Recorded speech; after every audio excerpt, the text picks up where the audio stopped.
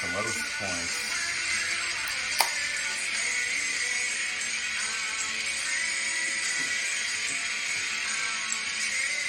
You are listening to the Beltway Wars Invitational podcast with your hosts Adam Jackson and Patrick Wheelton. Enjoy the show.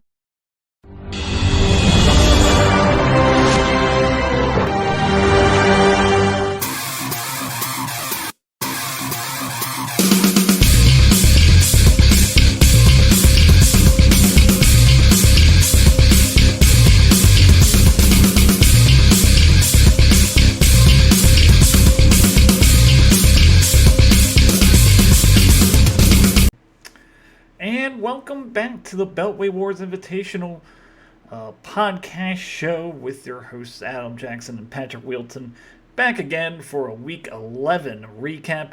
Had a lot of exciting matchups, a lot of exciting NFL games, especially that one that came down to the wire Monday night last night. Chiefs-Eagles, probably one of the better games of this year, and it decided some fantasy matchups. So it's a double whammy there for us and the NFL. What did you think of this week, Pat? Week 11. We're now getting to the end here. Playoff seeding, winners, losers. What did you think?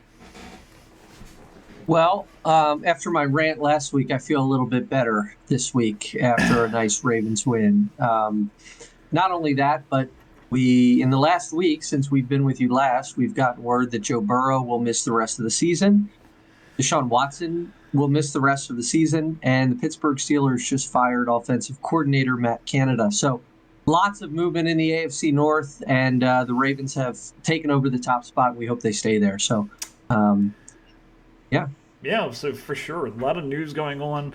Maybe some new fantasy viable players coming out of the woodworks. We will see going forward who can use who in terms of players.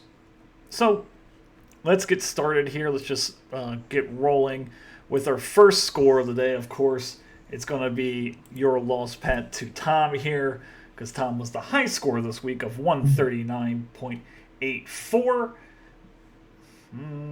Let's see. Oh, I'm not ready, but we'll do this one. So 139.84 has a great week. Obviously, the high score of the week. C.J. Stroud, 15 points. Kind of comes down to earth here. Throws a lot of picks in this one. 3 interceptions. And he started him over Lamar Jackson, which was kind of the talk the last couple weeks. Would you start Lamar or C.J. Stroud? He picked wrong this week. David Montgomery has a nice day here. 12 carries, 76 yards, and a touchdown. Devontae Adams, 7 for 13, 82 yards, and a touchdown. Great to see that with that new coaching staff there. Tank Dell, we also talked about him a little bit. 8 for 10, 149 yards, and a touchdown. Probably the non-quarterback leading candidate of Offensive Rookie of the Year. And then, just to top it all off here, you get 17 points out of your kicker, Tyler Bass, and then 25 points out of the Dallas Cowboys defense. Now 4-7, still hanging on for dear life for Tom this fantasy football season, but it's good to get a win against a quality opponent. Well, thank you for that, Adam. Speaking as the loser, yes. Tom, this is a team that we have been saying all year is dangerous and can heat up at a moment's notice, and he does that here. 139 points. He continues to be, I think, in the top half of the league in terms of points scored. I don't have the numbers up right in front of me. But yeah, I mean, look, C.J. Stroud just 15 fantasy points, but he really played better than that. He did throw 3 interceptions in this game, which has been rare for C.J. Stroud so far this year. So his numbers probably could have been better. 336 yards is nothing to sneeze at for sure for Stroud. He continues to have that magic touch, especially when tossing to rookie wide receiver Tank Dell. 8 for 10, 149, and a touchdown. He continues to climb the charts. It's now 3 straight games of 15 or more fantasy points for Tank Dell. He has been targeted double digits in each of those 3 games. Nico Collins only missed one of those. Nico was back this game, but Tank Dell manages to continue earning the trust of C.J. Stroud. Not the snap percentages that he's had the last 2 weeks, but still 76% and plenty enough for him to do significant damage at 24 fantasy points. The Dallas Cowboys, look, this is the third week this season that the Cowboys have like almost single-handedly won a matchup for Tom, or at least been a significant contributor. I don't know if he won all three of those, but it's the third straight time that they've had 25 or more fantasy points on the year, including that 39 fantasy point clubbing of the Giants on opening weekend. So he continues to have that Cowboys defense as a stopgap to get some wins in these tight games this season. He's come out on the losing side enough this year, so it's probably about time for Tom. Unfortunately, that time is against me this week, but again, a team that we really like, a team that got David Montgomery back 2 weeks ago. He continues to pick up where he left off. That's 2 straight weeks now since he's returned, with 12 carries in each game, a touchdown in each game, and 16 or more fantasy points in each game. So a lot to like here for Tom. The 4-7 record really, really sucks. He's currently sitting at number 11. He is basically going to need to win these last few weeks in order to make a playoff push, I think. So it might be a little bit too little, too late for Tom, but nice to get a win for him regardless. Yeah, he's definitely probably going to need a win out to get the a playoff spot. Next week, I will be going over just some of the playoff scenarios for the Beltway Wars Invitational. Since we're at next week, will only be 2 weeks out, which is much easier for me. My question for you is: he starts Alexander Madison here, and he has Ty Chandler on the bench. Who do you like going forward more, Madison or Ty Chandler? I feel like it's going to be a toss-up. I mean, you kind of got to almost err on the side of who's going to get the most work. 18 carries this week for Madison, still 10 for Chandler. Chandler did a lot more with his than Madison did, so you might think that they could be pretty close to even. So I think it's probably a coin flip at this point in time. Madison lost another fumble. That's been a problem of his this year. Man, that's tough. If he's going to need to start one, it's a coin flip for me. Yeah, for sure. You just really hope for Tom's sake, at least, that it doesn't turn into a 50-50 timeshare where you can't use both of them. I think Chandler's the more explosive and more upside play. But Madison, I mean, depending on what the coaching staff says about his fumbles, I think it's going to be him for here on out, and then Chandler might have a bigger role in this offense next season. But he is talented, so I don't know why they don't give him the ball. I only had a 31% snap rate last week against Denver in a game that they lost. So very interesting there for Tom. Yep. Just want to, before we get off of his team, just one other thing I'm noticing. We just talked about how Tom really needs to basically win out from the rest of the way here. Yep. But just some of his players, just one thing to note, because it's kind of interesting. Lamar Jackson, obviously he has Stroud as well, but Lamar Jackson still does have his bye in week 13. All three of the wide receivers that he started this week in wide receiver spots, Stephon Diggs, Devontae Adams, and Zay Flowers, all still have their byes to be played. So Tom is probably one of the teams in the league. Despite needing to win these games, he probably has some of the more significant bye issues with significant players on his team. Oh, for sure. I didn't even realize that. We might see a Rashid Rice, Jameson Williams duo to start for Tom. Just hoping for touchdowns at that point. Hoping they don't sink his team for good. But let's go over to your squad here. 122-30. You now go to 7-4 on the season. Not what you'd like to see. Sorry, I had to give you a sound effect there. Just going over your squad. Tua Tagovailoa, an okay day, 17 points, but you're expecting a little bit more against a Vegas defense that is not very good. Only 20 points in this game. Does throw a pick, does have a fumble, so definitely hampers his day. Aaron Jones, I don't. It says that it's a knee injury, unlikely to play Thursday, which would be a short turnaround.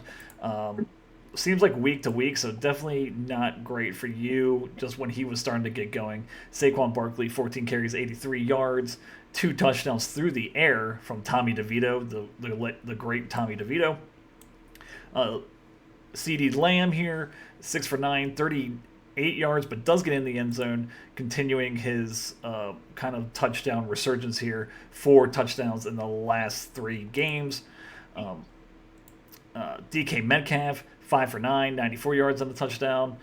But then we kind of get to like James Conner, only 7 points. TJ Hawkinson had a couple drops late in that game against Denver that would have helped you. And then we just have to go to the bench here because the bench, as we saw from Sleeper, you had some bench performers here. Calvin Ridley, 27 points, 7 for 9, 103, and 2 touchdowns. And Jalen Warren, who I think is the most intriguing one of this, is 9 carries, 129 yards, and a touchdown. You spoke earlier in the show, or at the beginning of the show, that the Steelers fired Matt Canada as their offensive coordinator. Does that bode well, you think, for Jalen Warren going forward? Like maybe he can take the reins of this job finally? If not take the reins, at least play at the level that he's been playing. I mean, I think if you're the incoming Steelers offensive coordinator, whoever that's going to be, you have to recognize that Jalen Warren has been one of the more important skill position players on this team. He's really been quite productive from that kind of backup change of pace running back position. 9 carries, 129, and a touchdown. It's 3 straight excellent weeks for Jalen Warren, who's gone over 12 in each of those 3 weeks. His rushing attempts are generally up. His snap percentage is still kind of in the 40s and 50s where it has always been, but they are finding ways to make him efficient when they get him the ball. So really excited. It's never great to have it's always not the greatest feeling to have guys like that on your bench. I can't say I would have changed anything. It's unfortunate that Aaron Jones got hurt. I'd rather those guys on my bench perform well than perform poorly. And especially with Aaron Jones's injury, there's a good chance that Jalen Warren will get a start here potentially as early as next week for me. So pretty happy generally with a lot of the output. Metcalf was a guy a couple weeks ago. You asked me if I was worried. I continued to stay the course with Metcalf, and he has been really good in his last 2 games for the Seahawks. And I don't know. I think if I look at this roster, I feel like I've got enough to sort of weather that storm until Aaron Jones is back. I mean, granted, he really, even when he has played, he has not been the dominant Aaron Jones that we've known. So I'm hoping that Warren or James Conner can get going. Conner not getting the passing downs work as much as he was. I don't think he played a 3rd down on either of his first 2 games back. So that is certainly something to be concerned about. And then Tua Tagovailoa, honestly, if you look at the rest of his schedule, 1+ matchup on the slate the rest of the way. His fantasy playoffs, as I mentioned to a few of you prior to the trade deadline, is the Jets, the Cowboys, and the Ravens, which is a gauntlet, a fantasy gauntlet. It was sort of the move to pick up Matt Stafford, despite Tua being past his bye, is sort of my desperation a little bit in case things get so bad. I like Stafford has not been fantastic this year, but if there's a guy that can get it together to potentially be worthy of consideration when Tua has those really tough matchups in the playoffs. So looking ahead a little bit there for me. But hurts to lose this one, but it hurts less being 7-3 coming in, now 7-4, still number 2 in the league. Yeah, I mean, it's going to be a real tough decision for you. Just let's go over the playoff matchups for Tua versus Matthew Stafford. Tua has Week 15, the Jets. Week 16, Dallas. Week 17, Baltimore. So definitely not good there. And Stafford has, one second. Stafford has Washington, New Orleans, and the Giants. So are you really thinking you're going to start Stafford over Tua? Well, look, we'll see how the rest of the way goes. Not with Stafford's numbers now, but with Kyron Williams coming back, with Kupp hopefully healthy, with Nakua hopefully healthy, with sort of the full complement of skill position players in that offense, I'm looking at him saying, if he starts to catch fire these next couple games, Yeah. granted has some tough matchups as well coming up, but Washington and the Giants in the playoffs, those are two teams that are among the worst in the league when it comes to defending passes. So we'll see what happens. I don't know if I could actually press the button when the time comes, but we'll see what happens if I get there. Sounds good. That would be very intriguing, to say the least. If you do decide to do that, that'd be kind of wild. But we'll press on here. Let's start. Let's go to our next matchup here. That's going to be me versus Mike. I win 130.80. The only thing I'm addicted to right now is winning. I am now 11-0 on the season, and I have clinched the first round by the number 1 seed for the playoffs. So I am just playing right now in the regular season just for this undefeated record, which would be awesome. But let's just go down my roster here.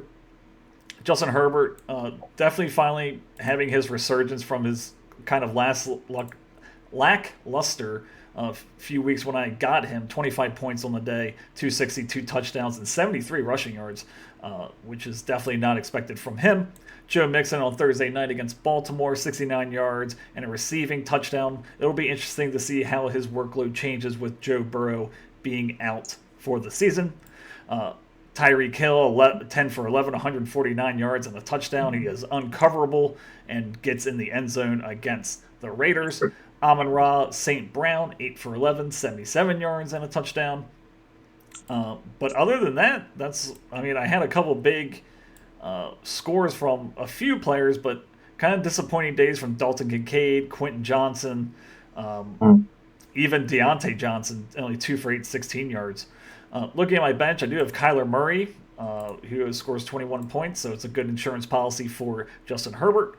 Jared Jeudy does get 8.3 points, which is fine for him. And Pat Freiermuth does nothing in the Steelers offense. So I'm 11-0. Can't complain. I say that every week. But yeah, it's good to be me.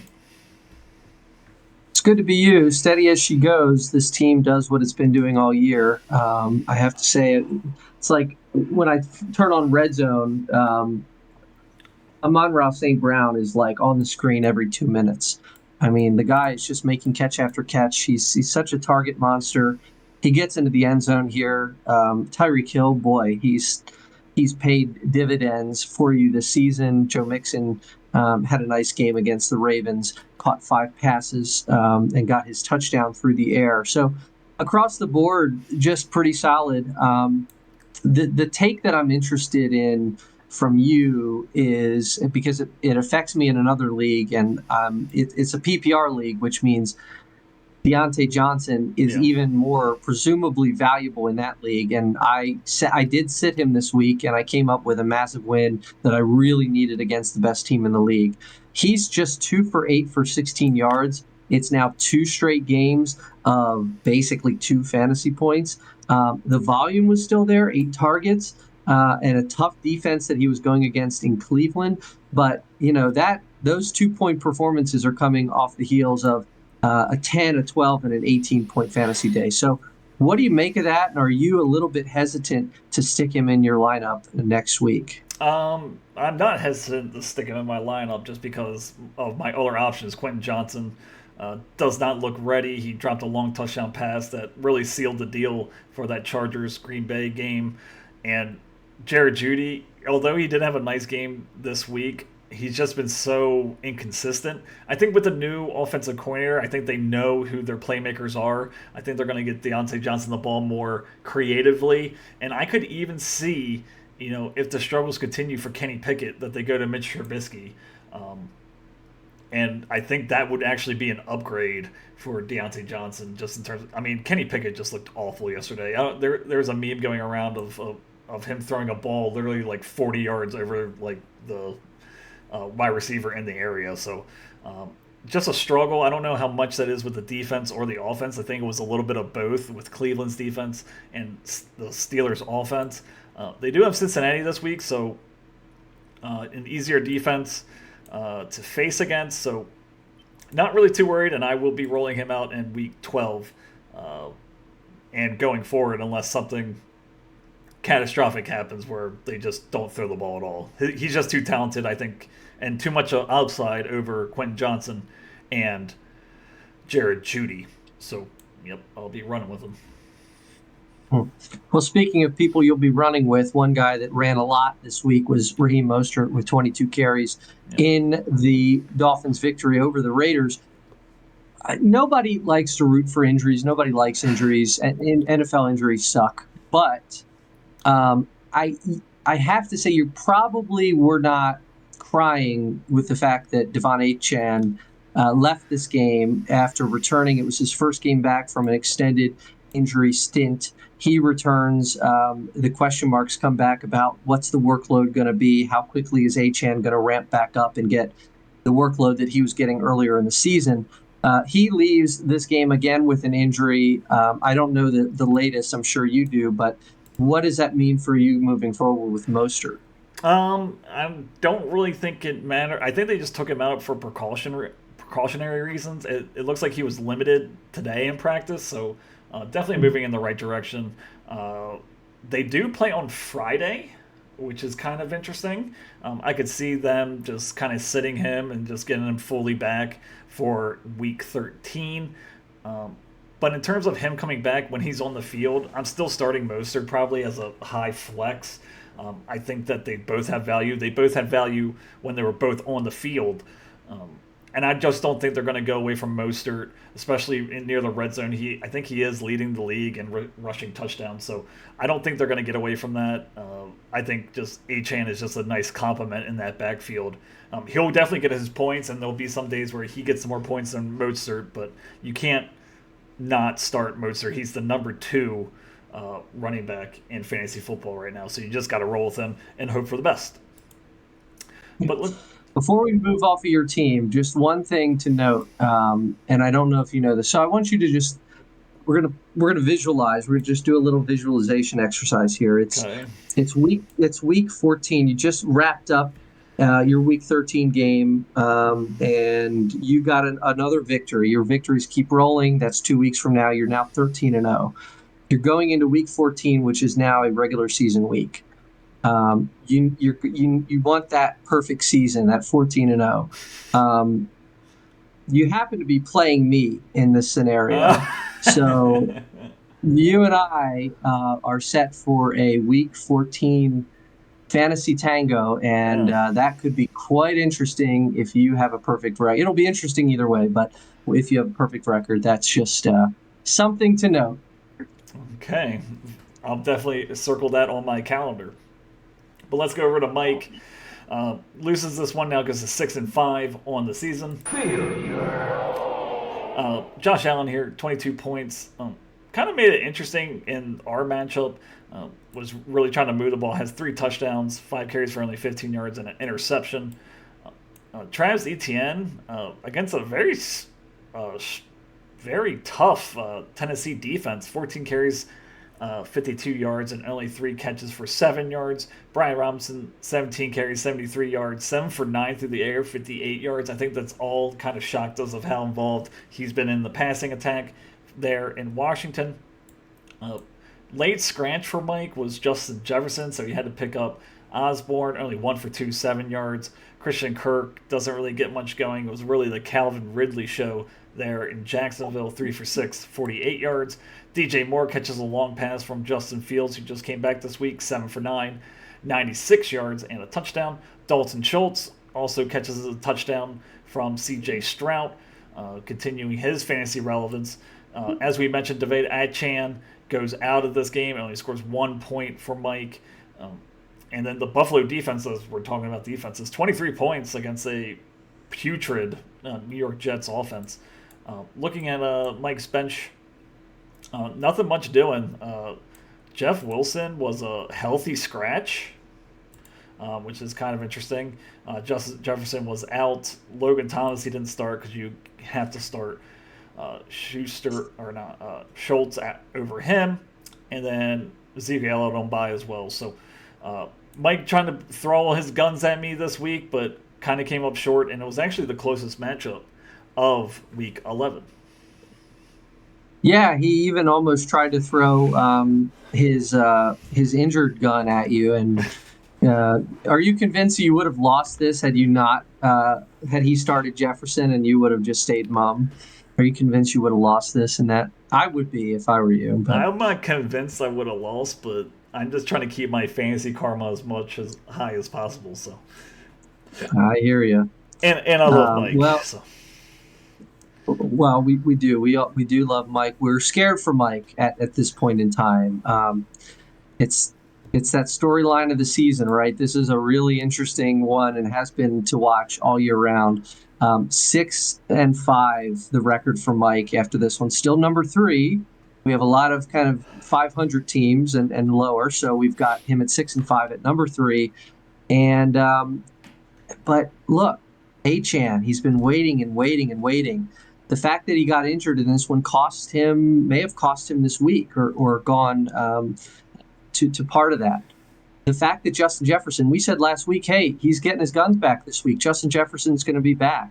Well, he's not, and it turns out that he actually might be questionable for next week at this point in time. So things are not kind of going the way that Mike was hoping with the kind of timing of those guys being back. And he's really going to need to put a stop to the bleeding here.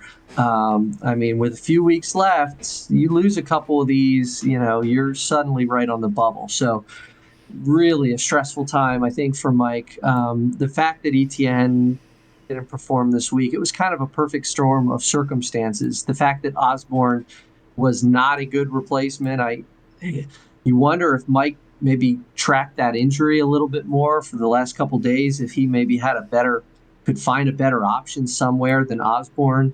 So I don't know, just really tough for Mike with Michael Thomas still on IR here, lots of injuries, and you just can't get away with relying on Allen and ETN and more to do all the damage every single week.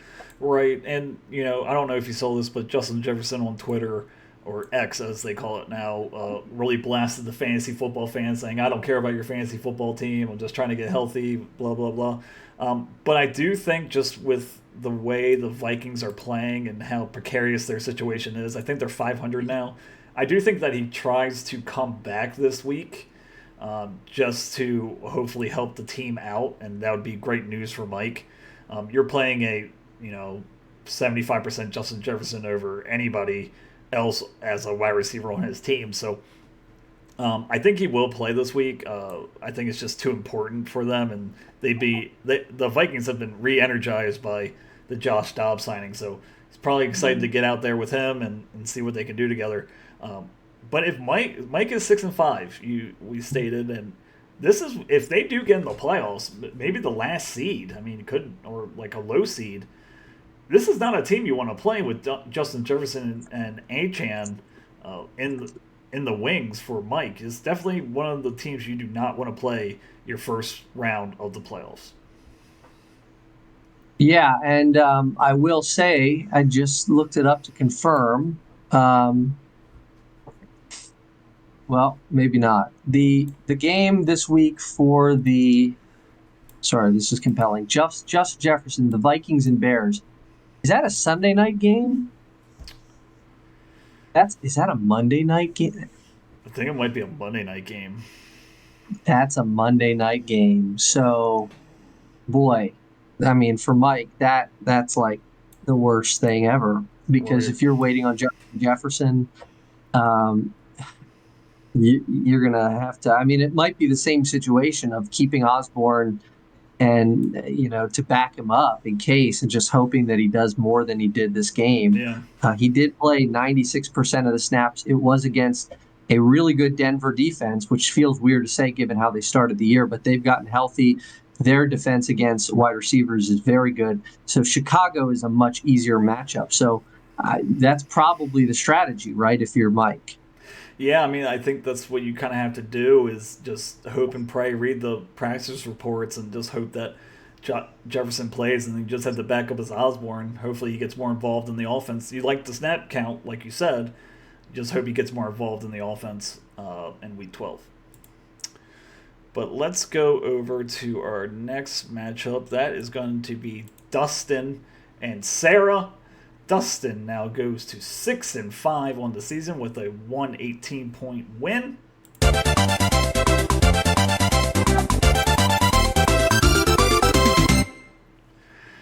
Looking at his roster, Sam Howell, who we've talked about a little bit, now QB number 4, only has 17 points, 3 interceptions, which is unlike him thus far in his young career, but does add a rushing touchdown as well.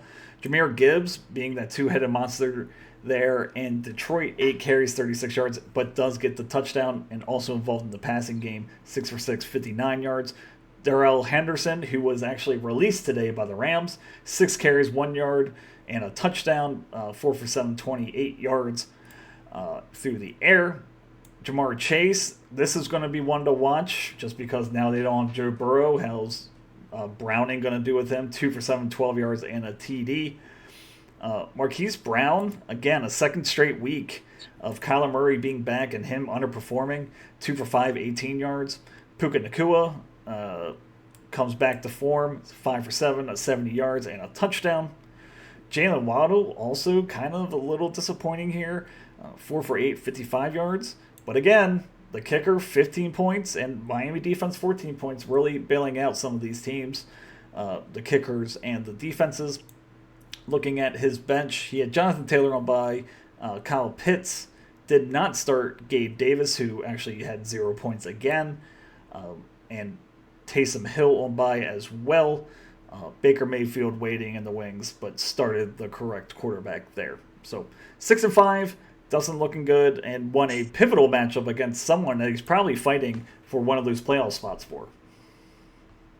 Yeah, this was a really important game for both of these teams. Dustin comes out on top here, and I like his situation moving forward. I mean, very interesting kind of seeing start with the bad, I guess, Darrell Henderson getting released. Interesting how that happens. I mean, granted, he went from, in his 4 games, a 3 yards per carry average down to 2.5, down to 1.9, and then this week was 6 for 1, not 1 for 6. He was 6 carries for 1 yard.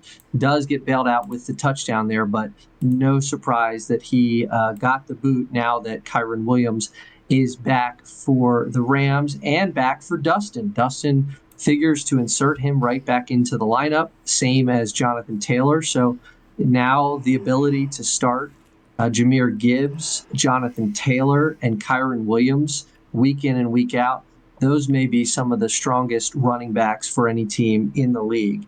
Combine that with the fact that Sam Howell continues to play a lot. He continues to throw a lot, 45 pass attempts in this game. He's doing it with sheer volume. When he's not doing it with touchdowns, he's doing it with volume. He's kind of got a floor established of 17 or 18 fantasy points at this point in time. So solid fantasy option moving forward, currently number 4 at the quarterback position. And then, hey, don't forget about Jamar Chase. I mean, a little bit precarious now with Joe Burrow gone for the year. But Jamar Chase, hopefully, I don't know. I mean, he's got some decent matchups coming up. You just have to hope that Jake Browning, is that his name, Jake Browning? Yes. Is able to recognize that Chase is open all the goddamn time or whatever he said. So Chase may need to remind him of that, but it could be one of these situations where, the rookie is looking for him because he's open so much. So we'll see how it goes. I mean, I think a lot to look forward to for Dustin as he finishes out the year, but really great to get a pivotal win despite some guys not performing up to par. Well, I think that you're starting Chase no matter what. He's just way too talented, and the options behind him aren't great. My one thing with Jake Browning is I feel like he's going to be a 1 to 2 read quarterback, and that first read is going to be Jamar Chase. So I think that the targets might be there when they're throwing the ball. Now, how much do they throw the ball is the question. But I think that Chase should be fine in this offense, maybe a little lower ceiling. I think this really hurts T. Higgins. I think it hurts like the second and third options, the T. Higgins, the Tyler Boyds. But I think Jamar Chase is fine for now. My question to you is, who are you more concerned about, Marquise Brown or Jalen Waddle? It's a good question. I think I'm more concerned about Marquise Brown. I think at the end of the day, that Miami offense, I think it just hasn't been his week yet. Whereas the fact that we're seeing Marquise Brown and, quarterback. Kyler Murray. Kyler Murray. He's been absent all year, so I forget his name. The fact that they haven't been able to find chemistry in his first 2 games back is sort of surprising. These are 2 guys last year that had a lot of chemistry. I believe it was Kyron Williams. Did I screw it up again? Kyler Murray, not Kyron Williams. We just finished with Kyron Williams. I'm really excited. I've got Kyron Williams in another league. I'm pretty excited about it. But no, I mean, Kyler Murray we'll and Marquise Brown went to Oklahoma together. They should have good chemistry. That's right. And it was part of his reason why Marquise Brown went to Arizona last year, right? That lured him away. So I think I'm a little bit more concerned about the Marquise Brown situation. Just a worse offense, and with Kyler Murray coming back in the last 2 games, it just hasn't been there. Waddle's probably, I don't know, is Waddle more talented? I guess you would say he's more talented than Marquise Brown. It's just he's boom or bust, it seems. I mean, you just looking at his games, 9, 21, 6, 7. I mean, you're going to have those 20-point games. You just don't know where it's going to be. You just got to put him in your lineup and hope for the best for dust. But let's go over to Sarah's team here. 99.66 on the week. 5-6 now on the season. You failed!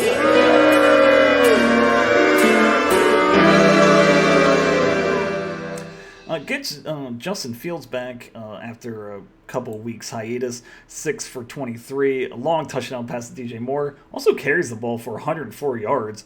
You'd like to see that. This is the Justin Fields you were looking for when you drafted him. All these rushing attempts and rushing yards. Jerome Ford, 12 for 31, but does save the day with a touchdown. Kenneth Walker here, doubtful, 4 for 18. He went down with a kind of scary-looking injury, but I guess it's not as serious as we first thought, as he just has a doubtful tag going into next week. Cortland Sutton, 4 for 5, 66 yards and a touchdown. I'd say Cortland Sutton is probably the most undervalued wide receiver in fantasy football. Now number 18 on the season, has 1, 2, 3, 4, 5, 6, 7, 8 touchdowns on the season. So really a touchdown machine in that Denver offense. A.J. Brown, really disappointing day. 1 for 4 and 8 yards.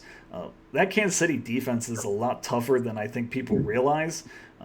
And, they didn't need him to win, but you'd like to see a little more out of that, more targets as well. Sam Laporta also 3 for 5, 18 yards. Does get the 2-point conversion. But then we look at something else here. Devin Singletary, he's been a hot topic of this show. 22 carries, 112 yards and a touchdown, 18 points. So I would say a must start going forward as long as Dameon Pierce is out. Let's look at her bench here. Joseph Jordan Love, who you're probably not starting over Justin Fields, but I guess it's a nice little insurance there. 20 points on the day. A.J. Dillon does not start him. Drake London on bye. Derek Carr on bye. Jahad Donson does get in the end zone. And David Njoku does have 15 targets in this game, which is kind of mind-blowing. Sarah is now 5-6, really fighting for a playoff spot. And got some people back from injury in terms of Fields, but now's lost maybe for a week or so Kenneth Walker. So definitely up in the air for Sarah. It is, and this is going to be one of the teams next week that I'm really following closely throughout the scores. I think the storyline, we've been talking a lot about storylines as we get closer to the end of the year, and Sarah's storyline has been one of resilience and next man up. I mean, especially at the running back position. This is a team who has been savaged by running back injuries all year. Now add Kenneth Walker to that list. As you say, doubtful, may miss a couple weeks. But look what she's done. She's put herself in a position where Jerome Ford is still a legitimate starter. Devin Singletary, he'll move from the flex into the starting running back spot. He'll continue. You mentioned at least until Dameon Pierce comes back. Dameon Pierce has been so bad this year that I don't think there's any way that even if Dameon Pierce is healthy, that Singletary is not going to be the lead back in that offense. So that the way that Texans offense is playing, the fact that Stroud is able to open it up so much from the passing game means that suddenly Singletary is in a really good spot to remain fantasy relevant for the rest of the season. By the way, that's not all. A.J. Dillon, a guy that has had his struggles and frustrations this year, suddenly may get his biggest shot of the year with Aaron Jones hurt, probably missing this coming game, may miss a couple games. Unfortunately, has to go against that vaunted Lions rushing defense, but A.J. Dillon, definitely a startable commodity for Sarah right now moving forward. But look, I mean, she's 5-6. She's still in the thick of it. She's right now, as we speak, the last team in as the 7th seed. We, of course, this year moving to 7 instead of 6 for playoff matchups. So I don't know. I think I feel pretty good about her team, the depth that she's got. One thing, too, I mean, you mentioned how good Cortland Sutton has been. I mean, this is a guy who has only been under 9 fantasy points once this season. It was against the Jets. Every other week this season. Against KC. That's right. Well, no, he's been under. He's been under a couple times. He had a 1-pointer. Oh, you meant under 9. I'm sorry. Continue. Under 9, yeah, under 9. only the 1-pointer with the Jets. Everything else between 9 and 17. So, Mr. Consistency, you throw him in the lineup, you're going to get solid production from Cortland Sutton. So, I still like this team. I'm really impressed with everything Sarah's done to keep this team relevant despite all of the issues it has had. So, good for her. Unfortunate to get the loss, but she'll be back at it again next week. Well, I know someone who is rooting for her demise would be Tom, who is right behind her in the standings at 4-7. Does have the points lead as well. Looking at so if Kenneth Walker's out, you start A.J. Dillon probably in the flex. Chris Godwin is just so weird. A.J. Brown, you're obviously starting. Yeah, I mean, it's a solid team, I'll say. Just a kind of unfortunate week that it didn't all come together. Kenneth Walker goes out of this game. A.J. Brown has a dud. Those are 2 players that are usually getting consistent fantasy points from week in and week out. So definitely better days ahead for Sarah, and hopefully that she can string up a couple wins and get into the fantasy playoffs. I don't want to jinx it, but nothing bad to say about our good friend Alex, but Sarah does play Alex next week, and okay. You have to say, based on how it's gone, rough season for Alex this year, rough couple weeks. If there's one team that you want to be looking at, if you're 5-6, it's probably Alex's team. So that'll be an interesting game to watch. Sarah really, really needs that one pretty badly to stay in contention. Let's go over to our next matchup, which is Charlie versus Scott. Charlie gets the victory. Now it also goes to 5-6 on the season. He scores 116.08 to Scott's 94.26. Charlie's squad, Patrick Mahomes has another kind of down day. Now the number 8 quarterback on the season. Only 16 points. Really struggling without a consistent wide receiver in that offense. And Travis Kelce also kind of struggling in this one as well in terms of the late game. Derrick Henry, who actually had a prop bet on, it was over 54.5 rushing yards. He does not get there. 10 carries for 38 yards against Jacksonville. James Cook, 17 carries, 73 yards, and a receiving touchdown. He looks to have kind of parted himself away from all the middling running backs behind him, mainly Latavius Murray and Ty Johnson. So that's good to see there for Charlie.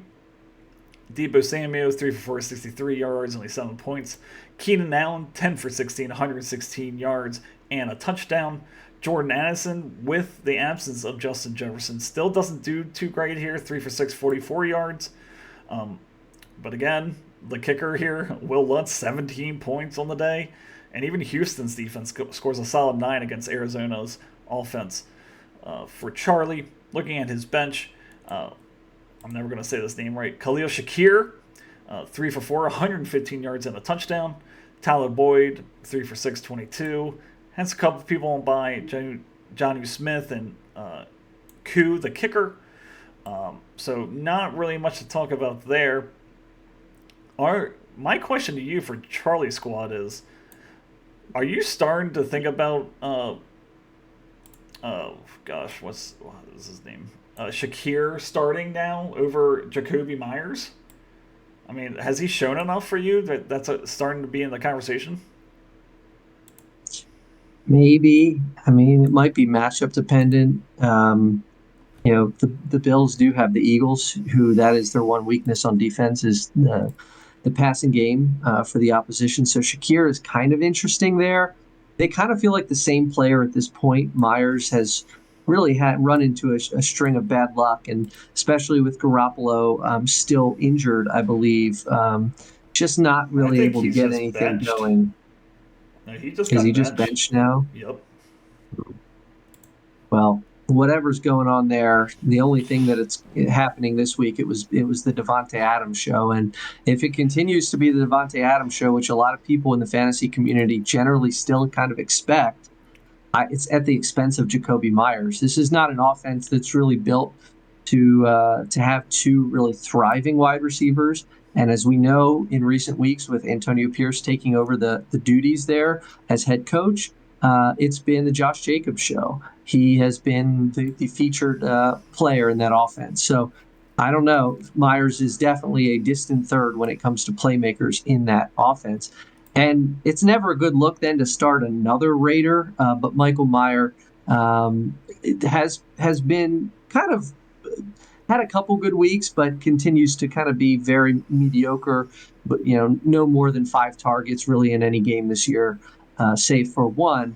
But starting 2 Raiders, the Addison situation with Jefferson coming back, the Derrick Henry continued kind of drop off in production, drop off in attempts, whether it's game script. The Titans don't seem to be a very good team. They're behind frequently. So I don't know. There's a lot here on this team that I think has me concerned.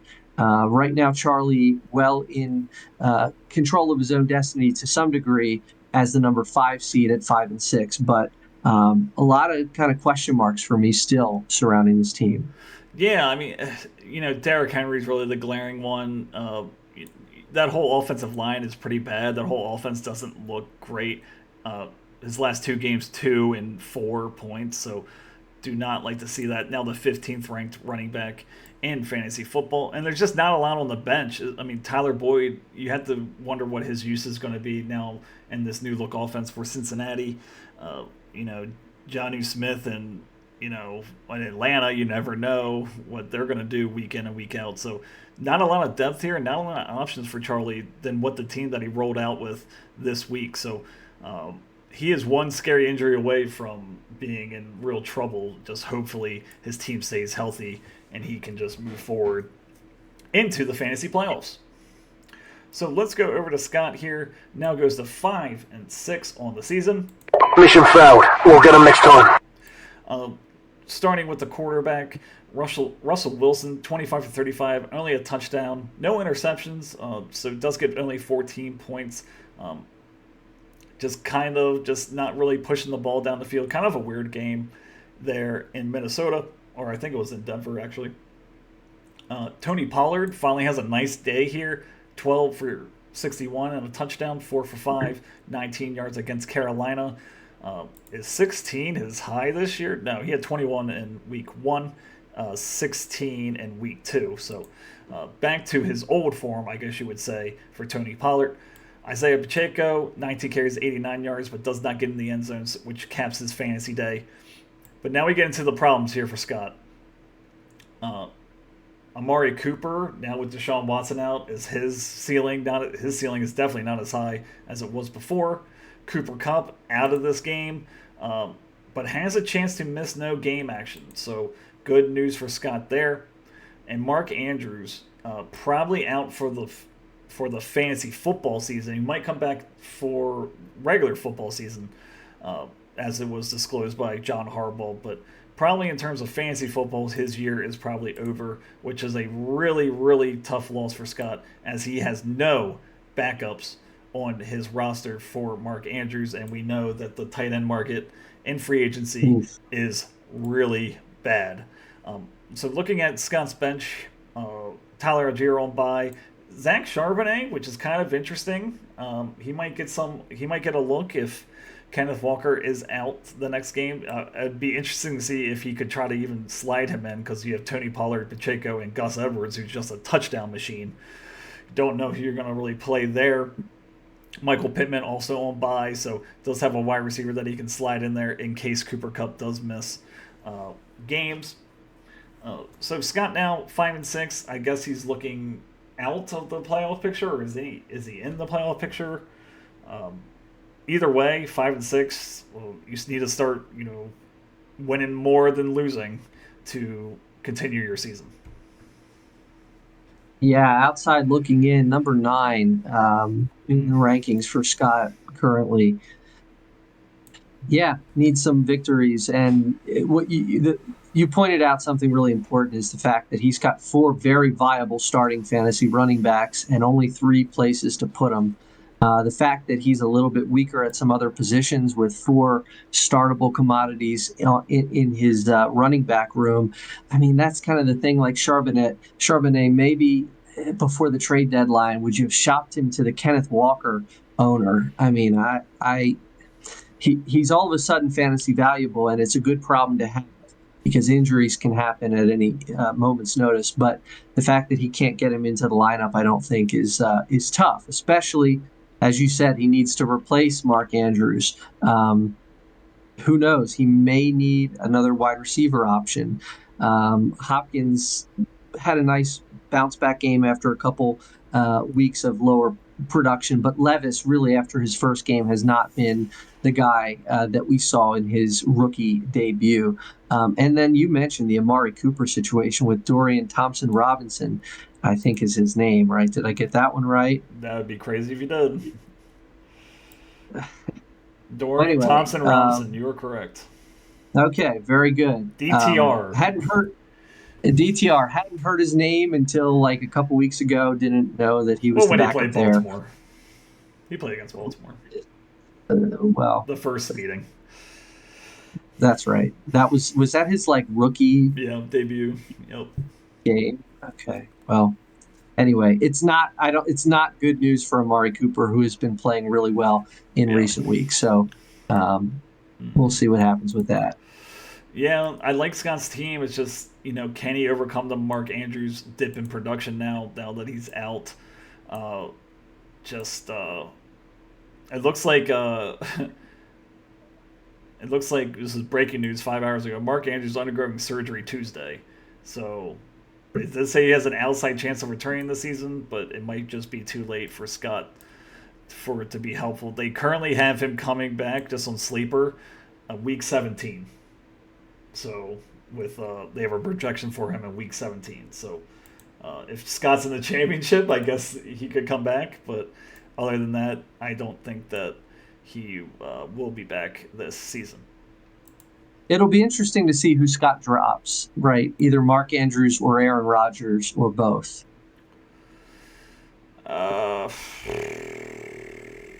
Well, I guess he'll drop one because he needs that IR slot and probably needs to add some depth, and not a whole lot of other players on this team. I guess you could drop your second defense. Anyway. For sure.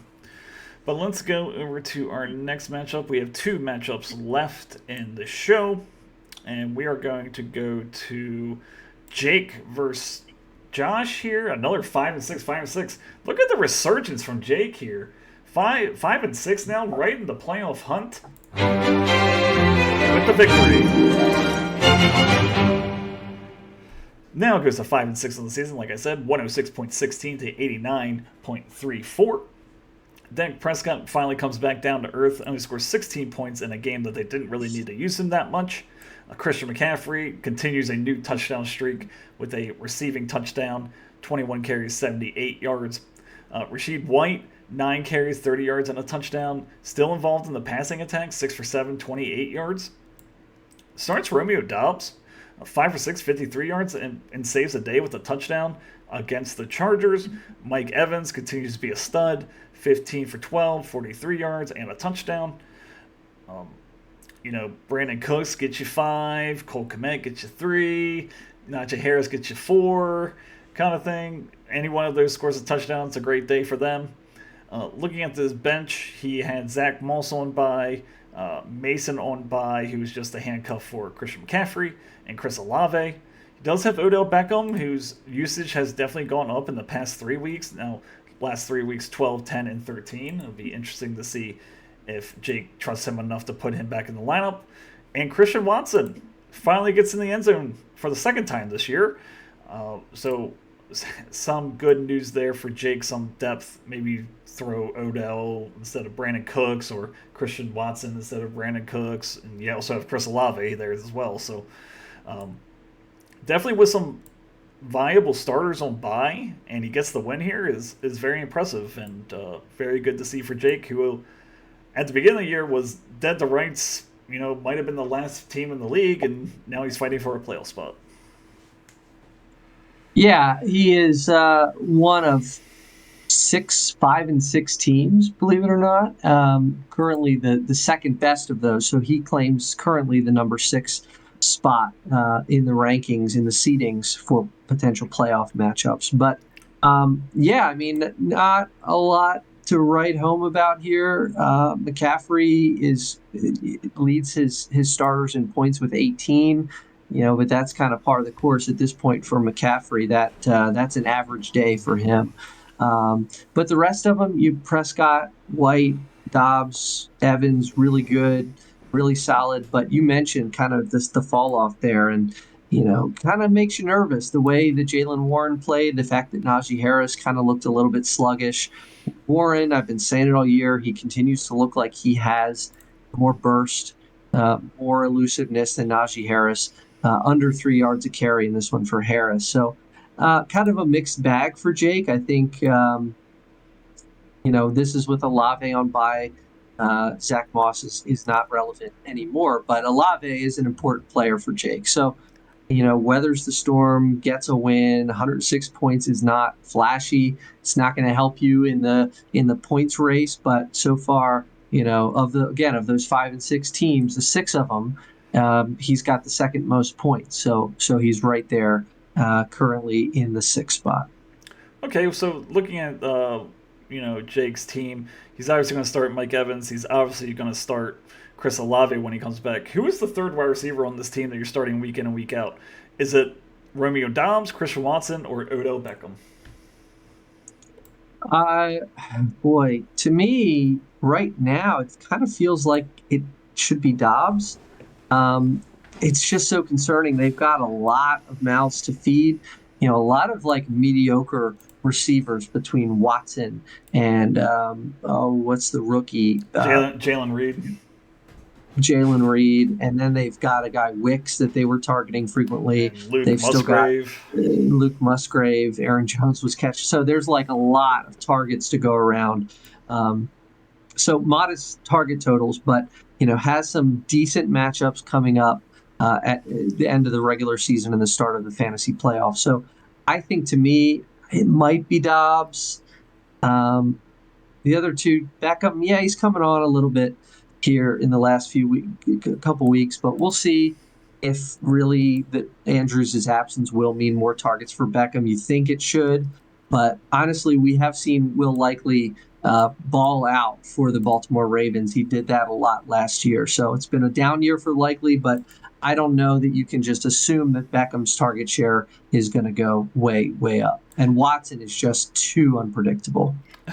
How much money is Scott going to spend on Likely this week? He needs him. I don't know how much he's got. He's got $50 left. He's got 50 left. So I could see a that's one of the 30. better teams in the league. I guess we haven't really. Maybe we should do that at the end of the show. We should look. We should just talk through the money left and where they Okay. are. Yeah, we can do that. Yeah, so Jake, dead to rights at the beginning of the season. Now 5-6, fighting for a playoff spot. But let's go to the other side here. Josh now also goes to 5-6 on the season. The biggest news for Josh's squad here is Joe Burrow out for the season. Only scores 8 points. Huge loss for Josh. Austin Eckler. I don't know if you saw that run that they were showing on Twitter. He does not look right. I don't know if he's fully healthy, but he just looks slow, and I don't know if he's playing hurt or what. But only gets 6 points on the day, 10 for 64. Also loses a fumble in this one. I said start Keaton Mitchell this week for Josh. That did not turn out to be the right move. 8 for 33, only 1 reception on the day. Adam Thielen, 8 for 11, 74 yards. That's kind of where he is. Sometimes you get a touchdown, sometimes you won't. But he is the main beneficiary in that Panthers passing game. Garrett Wilson has a horrendous game, 2 for 8, 9 yards, loses a fumble, ends with negative points. Never like to see that. And then on the opposite, Brandon Ayuk, 5 for 6, 156 yards, and a touchdown for Josh. So definitely the number one option, I would say, there in San Francisco in terms of wide receivers. I think he's kind of surpassed Deebo Samuel for that. And then you have Tyler Lockett, doesn't really do much, is questionable as well, has a hamstring. Look at Josh's bench. He does have Josh Dobbs, who is a very interesting kind of quarterback fill-in. Be interesting to see. I want to see his next 3 matchups.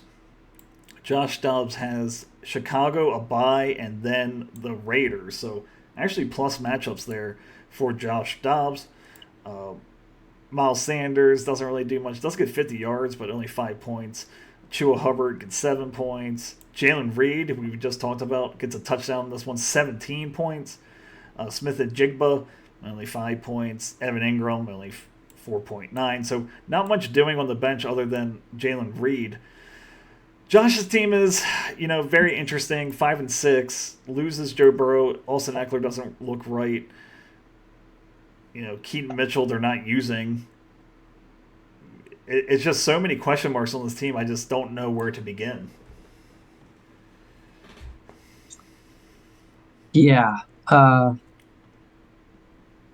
So Josh is the last 5-6 team.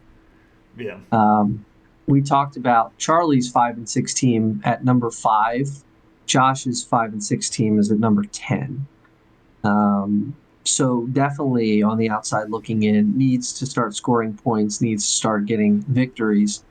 And this one doesn't make me very hopeful. I mean, granted, Dobbs is probably one of the better fantasy backups for teams in this league this season. I think he will slot right in. Unfortunate that you'll need to get another one in a week that you'll probably need to get a win in. And that is week 13 when Dobbs will be on bye. So needs to really kind of think about the quarterback position right now. And otherwise on this team, Keaton Mitchell's so unfortunate to kind of miss the two blow up games, and then when he gets 8 carries this week, just isn't able to turn them into that same kind of magic. Adam Thielen has really, after starting the season so great, he's been really mediocre these last couple weeks. He's been like a poor man's. Yeah, well, like I said, no touchdowns. That the last 4 weeks have been no touchdowns. You're looking at the first 6 weeks, he had 4. So that really just puts him over the edge when he gets in the end zone. That's true, and plus matchups though coming up, Tennessee and Tampa Bay, both on the road. But I don't know if they're going to be successful in the passing game. If Thielen is going to have another one of those 20-point games, it might be in the next 2 weeks moving forward. Garrett Wilson, yikes, man, that situation in with the Jets continues to be volatile. They figure to be in a potentially higher scoring, maybe come from behind effort next week against Miami. But boy, just really tough to get a minus from your wide receiver, one of your better wide receivers at that. Trey McBride just kind of ho hum.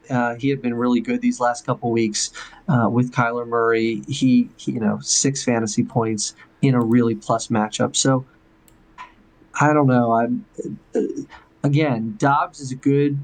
I think he's a solid fantasy quarterback moving forward. I mean, he's sneakily like number 7 when it comes to points in fantasy this year. So he inserts into the lineup really well. Again, we'll need another one for the week 13 bye. So, Josh, he probably needs to win. How many? There's 3 more weeks. He probably needs to win at least 2 of them, I would think.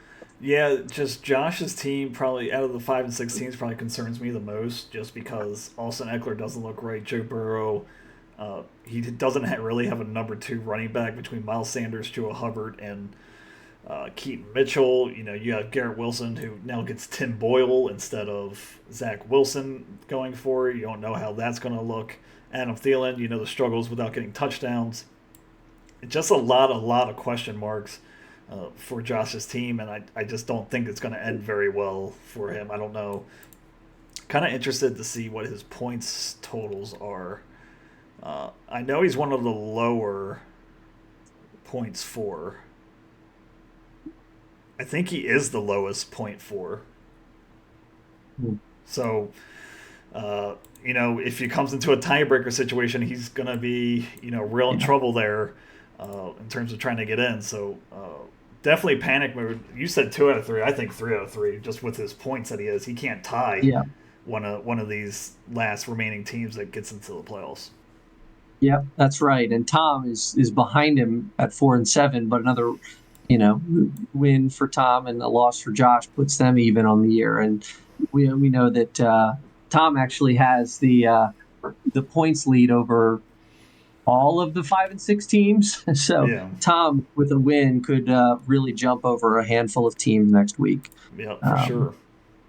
Okay, so let's go to our last matchup of the day, the lowest scoring matchup of the week. That would be Brian and Alex. Brian gets the victory here, 98.60. Also a team that started very slow this year, but now is 5 and 6 on the season. Victory screech!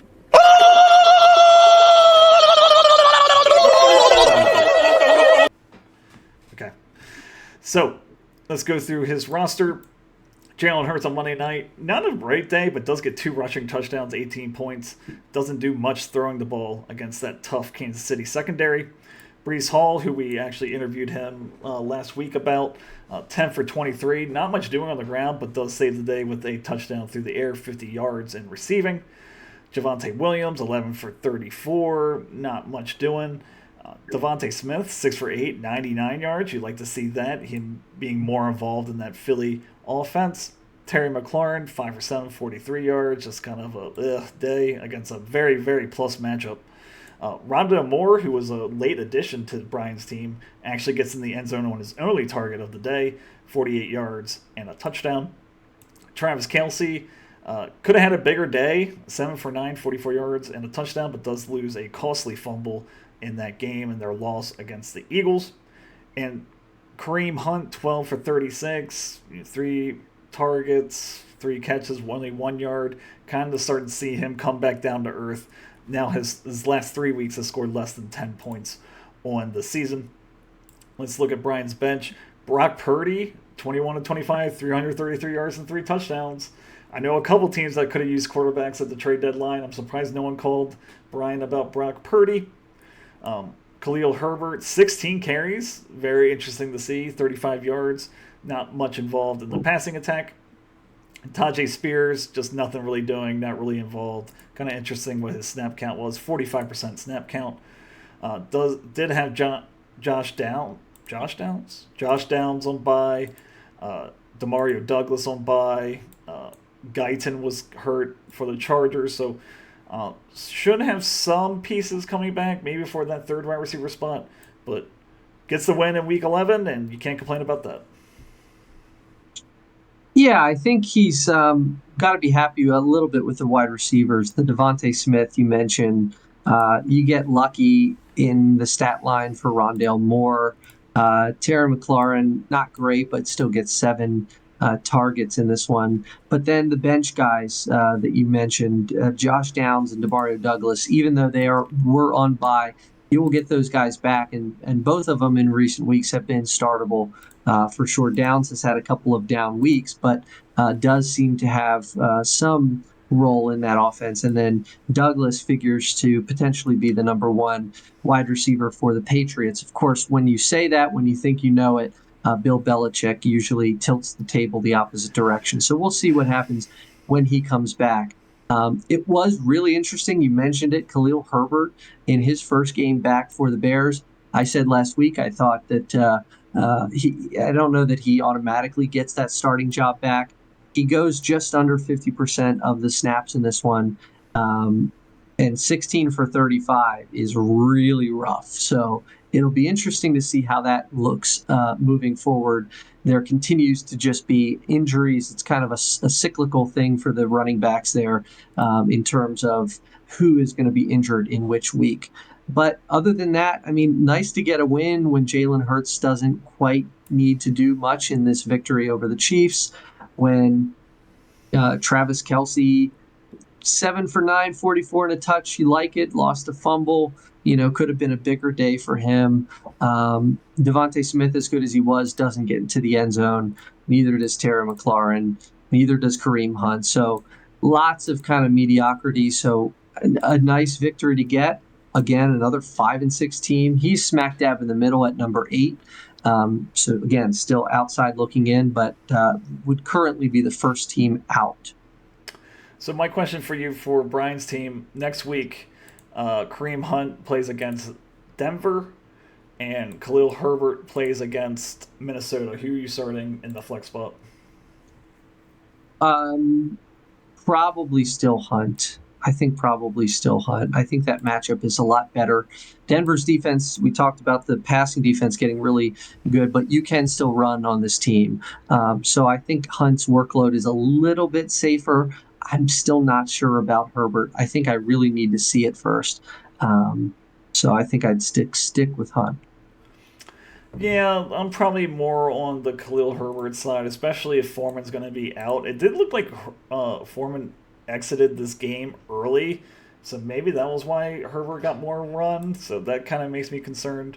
But I feel like you can run on Minnesota as well, especially when they had to take into account Justin Fields' rushing ability that could maybe open things up in between the tackles, where Herbert is very good at. Definitely a toss-up, though. Yeah, it's hard because they're both like second fiddle running backs right now.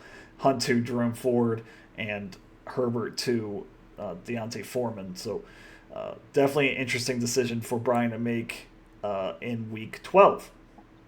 Yep, and we'll say before we move off this, because we didn't mention him, Breece Hall. Again, he continues to be the biggest smoke and mirrors guy. His fantasy points remain solid generally. His touchdowns are not there, except he is playing a big part in the passing game. He's getting work through the air. He's getting touchdowns. He's got a couple in his last few games. But his yards per carry average continues to be one of the worst in the league. I mean, he's consistently in the 2s and 3s.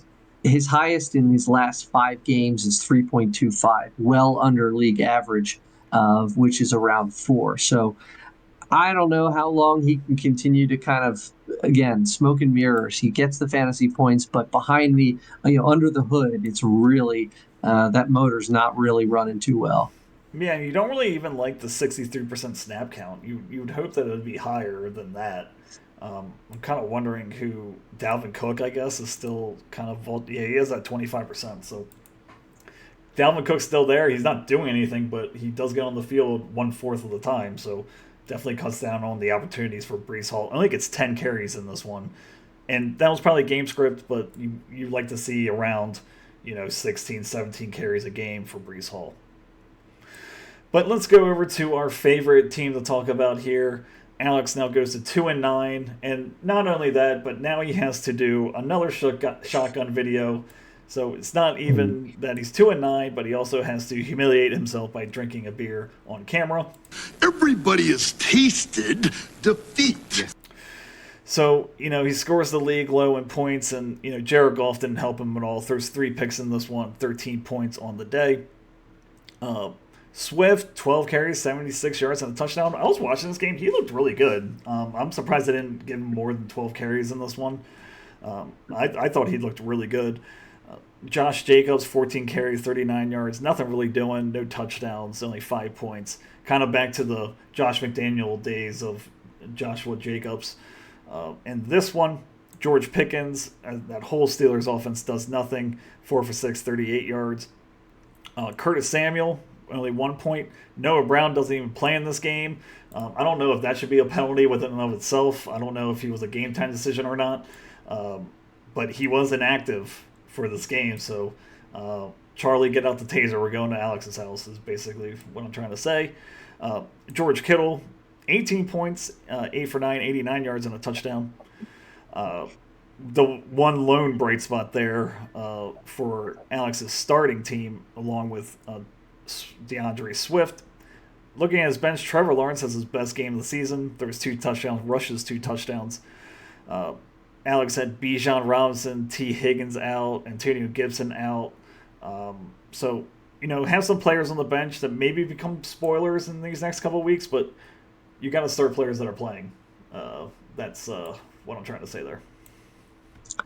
Yeah, I was going to give him shit for the same thing and say maybe that's like a second beer on maybe he got a shotgun 2 beers. But then I remembered, and we should say congratulations to Alex on his second born in the last week. So maybe that would be a reason why potentially Noah Brown was left inserted. So I will give Alex the benefit of the doubt. Congratulations to Alex for the baby, but not for this week in fantasy. He really struggles here.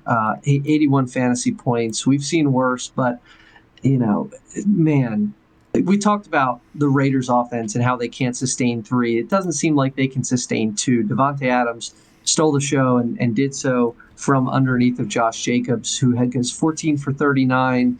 They were trailing in this game, trying to make a comeback, which may explain kind of the 14 carry number maybe being a little bit low given his, 25 plus in the last 2 weeks prior to this. But man, Curtis Samuel for the Commanders got ejected in this game. Did he? I didn't even know that. There was a real scuffle on the sideline between some players, and a Giant got ejected too. So just the single fantasy point on 1 for 2 for 5 for Curtis Samuel. Pickens, man, that offense, boy, just when you thought that you had some playmakers in that offense, they go and lay a dud against a very strong Cleveland defense, but go down 13-10. It was the lowest game, total points in the betting world.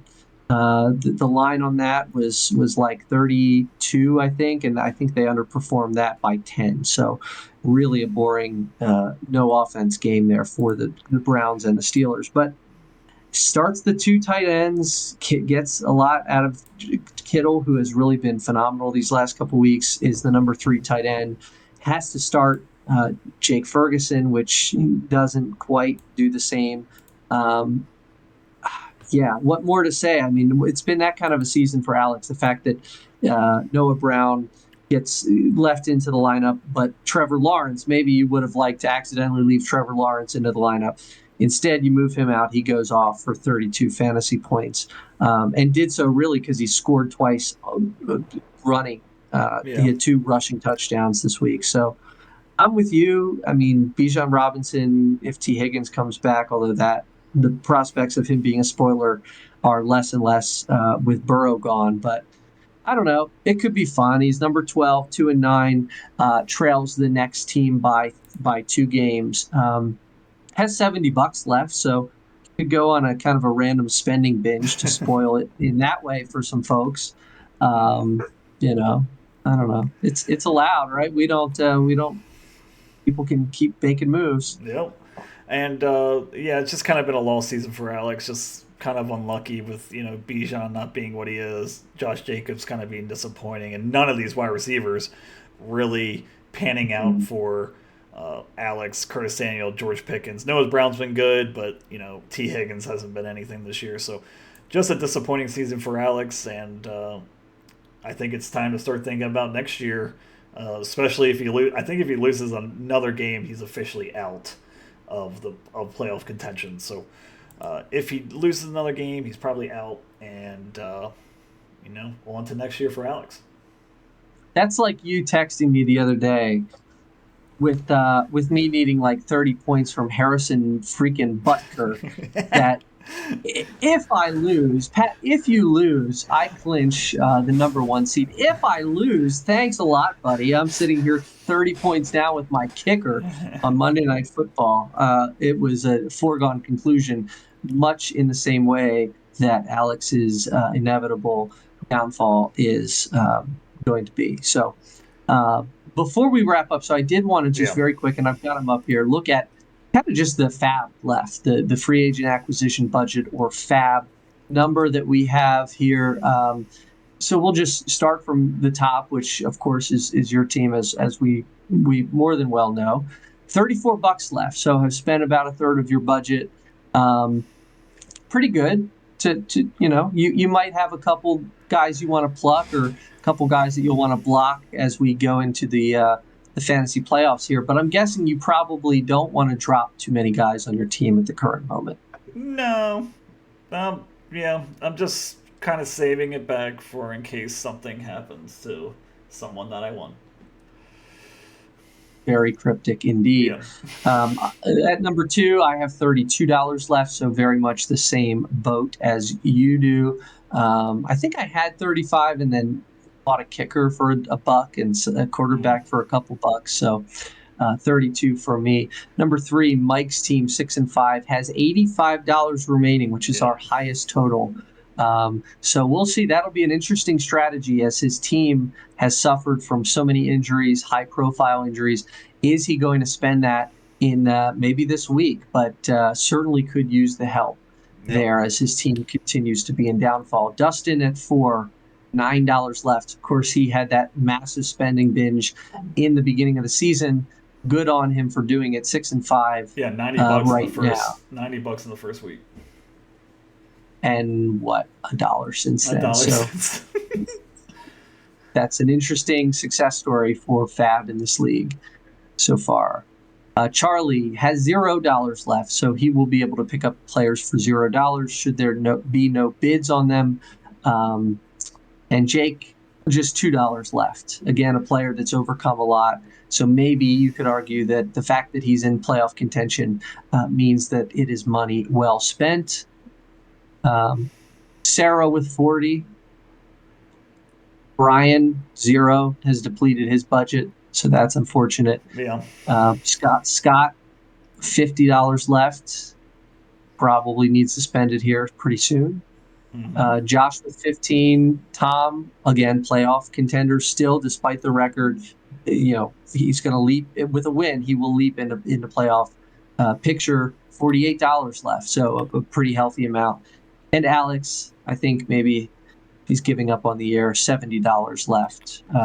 Yeah, I mean this is very interesting. Just looking at the 5 and 6 teams. I mean, you have the 5 and 6 teams. $0, $2, $0, and then you have some of them that are 50 and 40. That could really be a huge, a huge. I don't know what the word I'm looking for. Like advantage. The advantage is the word I'm looking for these teams trying to push back. Get out of this lump of teams. Picking up the right player for the right price, maybe outbidding some of these other 5 and 6 teams to get the player that they want.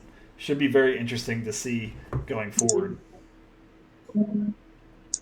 If you can hear music in the background, I apologize. That's fine. My better half is blasting what sounds like ABBA. He is definitely your better half, so I would agree with that.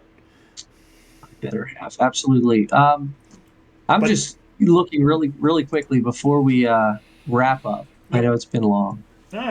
Just matchups next week. My 7-4 against Scott's 5-6. Whippersnappers needs a victory to stay in contention there. You will face Jake, a team we just talked about is having a little bit of a resurgence. That should be a good one. You're currently projected to win by 10. Alex and Sarah talked about that one. Sarah needs that one in a really big way. 4-7 Tom against 5-6 Brian. That probably is a good one. That might be the season for one of those teams. Tom, I don't think we cannot afford another loss. So that will be potentially an elimination game to some degree. Could be. And then Charlie, 5-6 against Josh, 5-6. So the best 5-6 against the worst 5-6. So that could potentially be a big swing. If Josh is able to win that game, he may creep into the playoff picture. And then Dustin Mike is the last one. I missed that one. 6-5 or 6-5. So whoever team loses is going to be in this pack of teams, fighting for the last 3 playoff spots. Definitely, whoever wins that one can kind of distance themselves away from all the rest. Maybe get the 3 seed going there. So very interesting matchups for Week 12. But that is our show for this week. We hope you enjoyed it. We hope you listened. We hope that you enjoyed all my sound effects that I had. I try to throw in some new ones. But we hope to see you next week. We hope you keep on listening. And we will be back for Week 12, our matchups. And have a good Thanksgiving, everybody. Happy Thanksgiving. If you enjoyed the show, please remember to like and subscribe on YouTube and Spotify.